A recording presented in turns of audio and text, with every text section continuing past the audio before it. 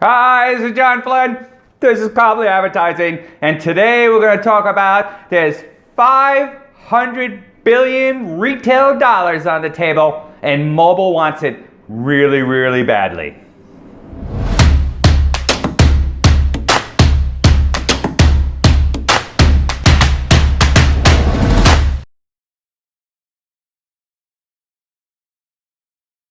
$500 billion from retail sectors on the table. Yes. And mobile is trying to get its m-commerce stuff together where they have a great shot of capturing most of that $500 billion in 5 years. Yes, the holy grail, the final stop. Where mobile just goes over the goal line and the game's over. They could just prove that they can get that money, then that's it. That's it. There's no other argument. Once mobile cashes in on its m-commerce platform, and people go to their phones at the mall and say there's 20% off the Gap, and they go to the Gap and they buy it and they track that way, or they're home and they see the sale, they go through m-commerce and then buy it and track it that way, or any of the numerous ways to track it on an m-commerce platform besides just people in the store, which is a great, CPM, CTR platform to have, but to actually have the numbers of what the people are buying through the m-commerce platform will finish the game. And hopefully we're going to get that soon because we've been kind of waiting for it. And we don't know what quite the holdup is. I think the holdup is the companies. I mean, the problem is that when I deal with companies, especially in the retail sector or any sector, walking them through basic things like a Facebook pixel on their landing page seems to take weeks for me to do for them. Because I try to let them learn how to do it, and then they could do it on their own time. But I wind up doing most of the work anyway. So if we're just getting to that level, I think that even if we had the technology to do m-commerce, it's going to take a while to implement. But I think the good news is that mobile is making so much traction within the companies that they're willing to take a look at additional uses for mobile.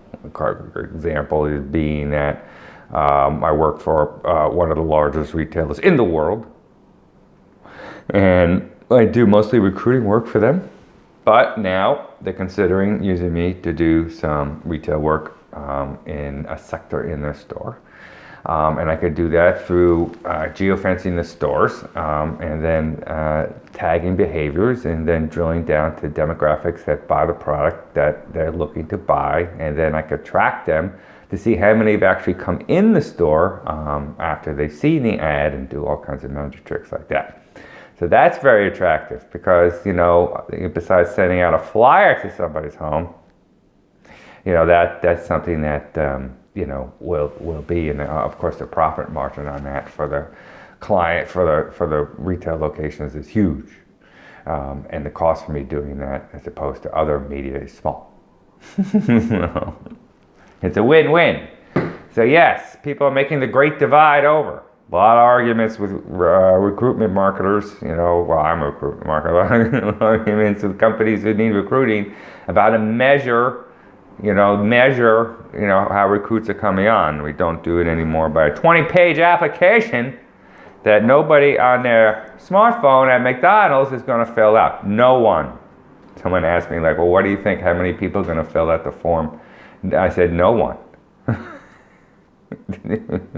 If you're uncomfortable with that and someone gave you an answer you like, you better go with him, because I'm telling you the truth. No one on this planet is going to sit at McDonald's and fill out a 20-page employment application, ever. So what you do is you put a page up there with their email address. They put their email address in, and then you email them, you email the application, you start a dialogue, you start talking to them, right? Because they might be at a job now where they're okay, but in a couple months they're not going to be okay. So you keep sending them information about your company and what you're doing, and you build a short-term, long-term funnel. And you keep that information going, and then you keep building on it. And after a couple months, with patience, you're going to have a program that's going to be giving you candidates on demand. Just wait for it. God. You know, change your landing page and do things like that. So yes, I'm in the trenches with this stuff, so I understand. So go to m-commerce and let it track the way it needs to track. It's going to be a little bit of a jump, but we're getting there. We're getting there.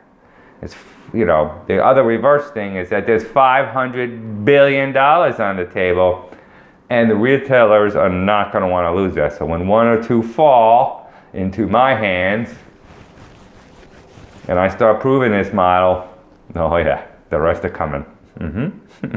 So, like anything else, it's like slow at the beginning, then goes 10x. Nothing grows like, you know, linear. Nothing in this universe grows linear. There's no linear timeline. There's, you know, like you start at a point, you chug along, and then bam, 3x. Or bam, you go next day to 5x, 10x. So, I mean, that's just the way it goes. I mean, the worst. You talk to other entrepreneurs, it's like one of the major problems is that when I hit that 3x, their infrastructure isn't solid enough to like absorb the extra work, so they panic. All right. There's always places to find guys. You know, right now it's kind of tough. You're going to have to be very nice, but we've talked about this many times about a positive corporate culture and not to be an idiot. Hire good people to do good things and shut up. But that's the deal. It's part of the transformation of the whole process. $500 billion on the table. Mobile wants it bad. Got to be patient. Got to bring these people over.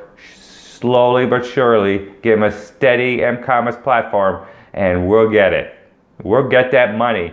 Money is ours. John Flake, Copley Advertising, give me 1 month. 1 month of my mobile marketing platform, and I'll fix it.